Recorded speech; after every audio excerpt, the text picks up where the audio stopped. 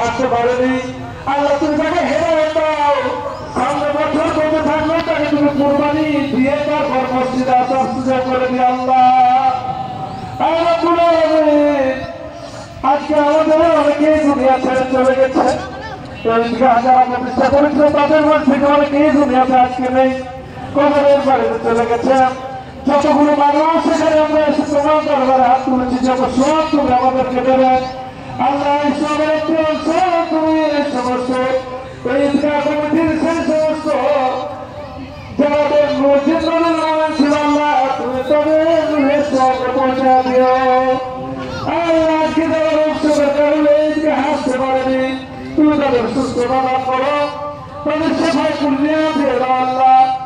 আল্লাহ একজন বৃদ্ধ মানুষ তার স্ত্রীর জন্য 200 টাকা দান করেছেন আল্লাহ, তুমি তার স্ত্রীকে সেবায় পুণ্যিয়া দান করো আল্লাহ। আর একজন কোন সমস্যা ছেলে নাকি অসুস্থ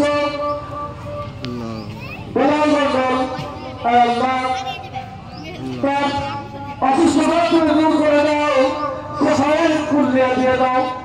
আমাদের মানুষকে হাত খাওয়া তোমার কাছে ভুল করে হয়, তার হাতে বসিলাই তুমি সবাইকে আমাদের কবল করে দাও।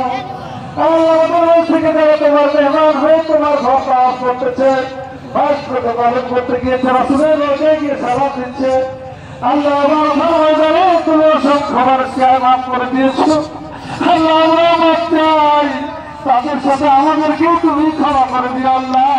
আর আমাদের এই সমস্ত ভাইয়াকে যারা গেছে তাদেরকে হাতে মামরুর নসিব করে দিও, তখন মাসুম হয়ে ফিরে আসার তুমি সুযোগ করে দিও আল্লাহ।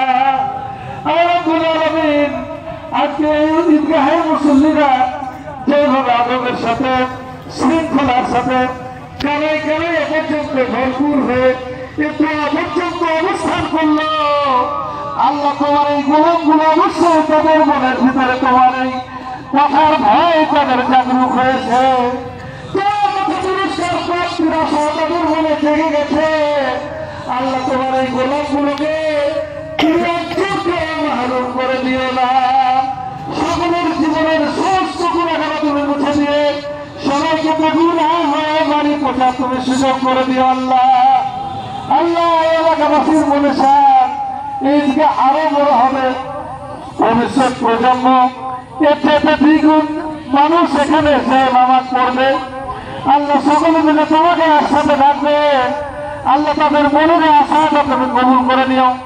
যারা দানশীল ব্যক্তি আছে এমন পরিমাণ দান তারা নিজের নিজের মন থেকে নিজের জন্য এই জমিটুকু করার জন্য ঈদগাহের মধ্যে তাদের অবস্থান করে নেওয়ার জন্য, কেউ 1 কাঠা, কেউ 2 কাঠা, কেউ 500, কেউ 5000, কেউ 1 লাখ, কেউ 50,000, যে ব্যাপারে আল্লাহ সবাইকে নিজের মনে মনে এসেছে কিনা সভাপতি সাহেবের কাছে এসে এই দানগুলো লিখিয়ে দেওয়ার ব্যবস্থা করে দিও।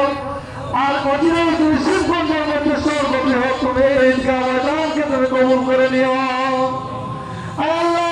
যারা কমিটির সমস্ত বিন্দু আছে নিরন্তর চেষ্টা করেছে, খেলেছে আল্লাহ, তাদের এই খাটনির ফল তুমি দিয়ে দিও, তাদের খাটনি তুমি যাদের খায়ের দান করে দিও আল্লাহ। আল্লাহ যারা এই সমস্ত মুসলমান লোকেরা নিজেদের নমনীয়তা, কোমলতা, ভদ্রতা দেখে এই সমাজকে একত্রিত রাখার জন্য নিজের মনের অনেক কথা গোপন রেখেছে, রেখে দিয়েছে আল্লাহ। ব্যবসা কোনো কিছু প্রদর্শন করে নাই, ঐক্যের স্বার্থে, একতার স্বার্থে, বড় ঈদগাহে জামাতে নামাজ পড়ার স্বার্থে আল্লাহ মানুষকে তুমি মুমিন মুত্তাকি হিসেবে তুমি কবুল করে নিও। কিয়ামত পর্যন্ত এই জামাতকে অটুট অক্ষুণ্ণ রাখিও। এই বিশাল ঈদগাহে সকলে মিলে হৃদ্যতা, আন্তরিকতা, ভালোবাসা দিয়ে সবাইকে তুমি এক জায়গাতে হওয়ার সুযোগ করে দিও আল্লাহ। আজকে জামাত হয়েছি আল্লাহ, তুমি কিয়ামতের মাঠে আমাদেরকে একত্রিত করবে আল্লাহ। তুমি জান্নাতে গিয়ে সবাইকে আমাদের সাক্ষাৎ করার সুযোগ করে দিও আল্লাহ। ربنا تقبل منا انك انت السميع العليم وتب علينا انك انت التواب الرحيم। আল্লাহ আমি একদিনের মুসাফির, আজকে আমার সম্মানিত এই মসজিদের ইমাম ছিলেন আল্লাহ, তিনি হক কথা পালনের জন্য গিয়েছেন, সবার কাছে দোয়া চেয়েছেন, প্রাণ খুলে দোয়া করবেন সকলে মিলে আল্লাহ আপনাকে সুস্থ করে হাতে মাবরুর নসিব করে ফিরে আসার সুযোগ করে দেন আল্লাহ। আজকে আমি এসেছি তোমার দিনের জন্য, তোমার দিনের বিধান পালনের জন্য একটু শব্দ কথা বলেছি।